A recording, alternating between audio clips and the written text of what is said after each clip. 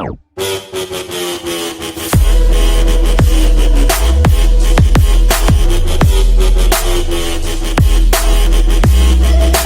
bersama Win Suramura Channel. Kali ini saya mengundang teman spesial saya yang dia itu ahli di bidang asuransi. Kali ini kita akan kupas tuntas bagaimana ketika kita mau klaim asuransi mobil dan dia itu ahlinya. Oke, selamat malam dengan Bang Awan ya, dan kebetulan dia juga punya channel YouTube. Iya. Apa tuh namanya?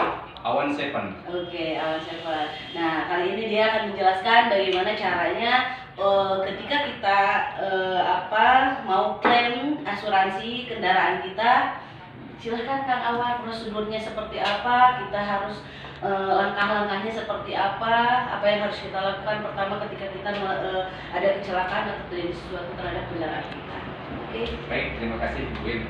Untuk prosedur klaim asuransi mobil, yang pertama dilakukan oleh tertanggung itu adalah laporan ke marketingnya atau datang ke kantor asuransi terdekat di mana dia berada gitu.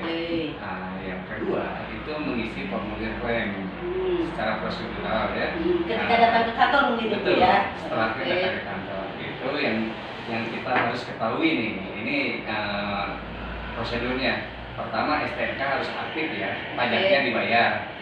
Nah, syaratnya. Nah, yang kedua itu SIM berlaku.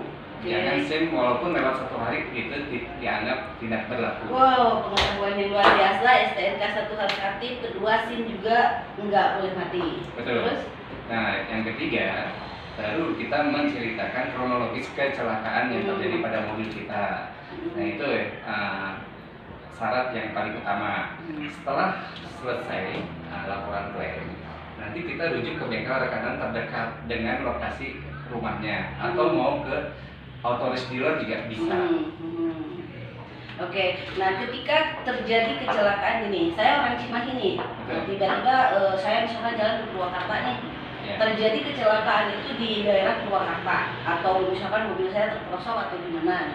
Nah, ketika saya mau ngeklaim, apakah saya bisa mengajukan klaim saya ke kantor asuransi terdekat yang ada di Purwakarta atau tetap saya harus menghubungi karena saya daftar asuransi ke Bandung gitu kan, di daerah Cimahi, atau saya harus tetap prosedur saya itu harus menghubungi orang Cimahi yang ketika saya misalkan daftar ke Kang Awan nih, harus tetap ke Kang Awan atau bisa saya di Purwakarta menemui orang asuransi yang sama atau gimana? Boleh. Itu bisa dilakukan menghubungi saya atau datang langsung ke bengkel terdekat. Kenapa harus menghubungi saya? Karena ini terjadinya di luar kota, contohnya di Purwakarta. Nanti saya kontak, ini bengkel yang terdekat dengan lokasi ibu, atau bengkel mobil authorized dealernya yang terdekat, langsung aja masuk. Yang penting mobil sudah masuk di bengkel dan itu nanti diuruskan di bengkel. Berarti ada rekanan ya. Jadi asuransi ini ada beberapa rekanan di berbagai kota. Jadi kita harus bisa kita menghubunginya rekanan itu yang ditunjuk. Betul. Itu rekanan itu sangat penting karena memudahkan tertanggung atau konsumen itu sangat mudah untuk klaimnya, nggak dipakai ribet. Kalau misalkan nggak rekanan, nah itu yang bikin ribet. Harus rembes, sedangkan keuangan menipis gitu kan. Itu jangan. Kita cari yang rekanan lah. Yang paling utama sih authorized dealer. Itu lebih tenang karena authorized dealer setiap kota ada. Gitu, Bu Win. Terus kalau misalkan asuransi itu kan berbayar per bulan ya? Bukan, per tahun. Oh, per tahun. Kalau ada yang misalkan tahun ini bayar, tahun depan enggak, tahun depannya bayar lagi, itu gimana tuh perhitungan asuransi? Kalau kita sih nggak jadi masalah. Kalau untuk asuransi mau tahun ini diasuransikan mobil, tahun depan keuangan lagi seret nih, kayaknya nggak akan dulu. Tahun ketiga, itu mau diasuransikan lagi. Tetapi yang saya harapkan di tahun yang kedua yang tidak diasuransikan, saya harapkan tidak ada kecelakaan. Tetapi kalau terjadi resiko kecelakaan itu nggak bisa diklaim. karena tidak ikut asuransi, walaupun nanti tahun ketiganya ikutan lagi gitu. Gitu. Jadi harus continue ya, untuk pembayaran pun nggak ini ya. Betul, dan itu premi setiap tahunnya turun. Premi setiap tahunnya, misalkan tahun pertama ibu bayar 5 juta contohnya, tahun kedua bisa 4 juta, tahun ketiga bisa 3 juta, bisa turun lagi gitu. Nah, nilai premi ini misalkan kayak tadi ya 4 juta, terendah dan tertinggi itu berdasarkan apa? Oh, itu berdasarkan dari harga kendaraan. Berdasarkan dari harga kendaraan, dan yang keduanya premi itu sudah ditentukan oleh OJK, Otoritas Jasa Keuangan. OJK, Otoritas Jasa Keuangan. Ya. Dan kita harus mengikuti aturan pemerintah. Nah, karena kita terdaftar resmi. Jadi ketika kita mau mengajukan asuransi, berarti mobil kita pun ada kelasnya ya. Betul. Jadi premi pun ditentukan dari mobil yang kita miliki, kelas mobil yang kita miliki. Betul. Sehingga dari sana baru keluar harga per tahunnya berapa. Betul. Batas untuk ngeklaim asuransi kita itu dilihat dari apa tuh? Dari premi atau gimana? Bukan, kalau batas klaim asuransi itu kita lihat dari accident-nya, kecelakaannya. Kecelakaan kendaraan ini kerugian yang dialami oleh konsumen atau tertanggung itu berapa persen. Kalau asuransinya all risk ya seluruh kita jamin, 100% kita jamin. Tetapi kalau misalkan asuransinya hanya kehilangan saja nih, nah kehilangan saja berarti yang di cover mobilnya, kalau hilang baru kita cover. Atau tabrakan yang mengakibatkan 75%, di atas 75% ya, itu baru kita ganti. Kalau di bawah 75% itu nggak akan diganti oleh asuransinya. Nggak akan diganti? Nggak akan, walaupun mau nangis darah pun enggak. Oh kok gitu ya? Iya. Pikir aku ketika ada kecelakaan, jadi meskipun hanya apa ya, kalau orang Sunda mah bengep saeutik rusak sedikit diganti, enggak? Oh, jadi yang parah, yang di atas 75% itu baru bisa diklaim ke asuransi. Iya. Kalau enggak mah enggak bisa, itu harus dibenarin sama pribadi masing-masing. Betul.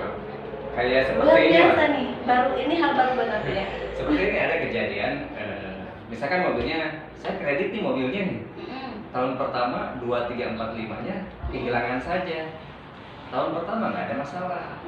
Tahun kedua nggak ada masalah. Tahun ketiga mobil tabrakan, dan itu mengakibatkan hingga 40%. Nah itu nggak bisa diklaim karena kehilangan saja. Walaupun dia marah-marah, udah bayar angsuran berapapun, tetap karena perjanjian awalnya ini asuransinya kombinasi. Dan kalau pengen diasuransikan all risk, dia harus menghubungi marketing asuransi. Nggak ada syarat lagi. Ada syarat lagi, dan dia harus bayar premi tahunannya lagi. Oh, gitu. Luar biasa. Ternyata menarik sekali ya pemirsa ketika kita berbicara tentang asuransi, karena yang saya tahu sendiri ya, bahwa ketika kita masuk asuransi, apapun yang kita alami kita bisa klaim, bisa dirembes dengan asuransi. Tapi ternyata ada syarat, ketika di bawah 75% ternyata itu tidak bisa diklaim ke asuransi. Betul. Ya. Berarti harus perbaikan sendiri.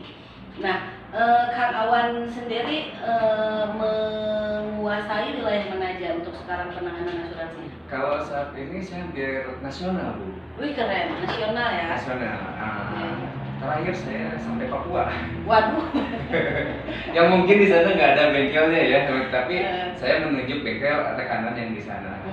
Gitu. Dan itu sifatnya mungkin rembes ya. Kalau daerah Papua. Berarti kalau misalnya kayak Papua kayak gitu, Kang Awan ketika ada orang yang mau klaim yang ini yang itu, di sana sudah ada orang yang mengurusin ya. Bisa. Kang Awan hanya by phone aja mungkin kayak gitu ya. Kalau untuk kayak daerah Pulau Jawa, Surabaya, Jogja itu kita rekanan, banyak bengkel di sana. Kalau misalkan di Sumatera itu ada, Padang, Jambi, Pekanbaru itu ada, dan itu bisa rekanan langsung ke otoris dealernya. Berarti asuransi pun bisa by phone ya. Jadi bisnis apapun sekarang itu udah bisa online ya guys. Itu lebih dipermudah. Nah sehingga untuk zaman sekarang, apalagi di masa pandemi ya, dimana dilarang untuk orang-orang berkerumun, berkumpul ini dan itu, tapi untuk sebuah asuransi akan tetap berjalan. Betul, karena kita mengutamakan perlindungan ya. Iya. kalau sebetulnya asuransi itu memperkecil resiko pengeluaran. Mungkin ada sebagian orang yang suka bayar asuransi itu mahal. Mahal itu karena tidak ada kejadian kecelakaan. Tapi kalau ada kejadian kecelakaan yang parah, pasti mereka bilang alhamdulillah mobil saya diasuransi. Karena masuk asuransi. Begitu. Asuransi kendaraan ya, dan terus kita tidak mengalami hal buruk, amin. Berarti kita ketika niatnya masuk asuransi kendaraan ini adalah untuk safety ke depannya. Adapun nanti ketika terjadi sesuatu, nah itu baru bisa klaim ya. Dan total itu betul-betul di-cover oleh asuransi kendaraan ini. Tapi mudah-mudahan lah ya meskipun kita masuk asuransi, tapi kita doakan semua yang di jalan, semua yang masuk asuransi tidak terjadi apa-apa. Betul. Begitu ya, Kak Iya, Kawan? iya. Karena gini Bu, sedih.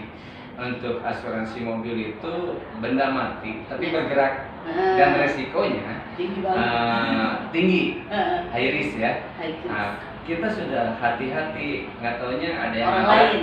dari belakang orang lain. Contohnya yang paling sakit hati sama delman atau beca ya. Yang mungkin kita kalau minta ganti pun nggak mungkin gitu kan. Yes. Ya akhirnya kita ngedumel sendiri. Mm-mm. Tapi kalau diasuransi kan ya udah, misalkan mobil dari ujung depan sampai ujung belakang baret gitu kan, ya, itu gores cukup lama ya, Mm. cukup sakit hati gitu. Tapi ya apa boleh buat gitu kan. Mm. Nah itu kita harus sadar asuransi itu seperti itu contoh hal kecilnya. Oke. Oke pemirsa, untuk pengklaiman asuransi dan manfaat asuransi ketika masuk asuransi mobil itu yang dikupas sama Kang Awan. Untuk malam ini sepertinya cukup. Sampai di sini dulu podcast kita. Tunggu dan nantikan podcast kita selanjutnya untuk mengupas tuntas tentang asuransi ketika nanti ada mulai dari harga dan lain-lainnya di part selanjutnya. Selamat malam, sampai berjumpa kembali bersama Wins Ramura Channel dan Awan Seven. oke, selamat malam.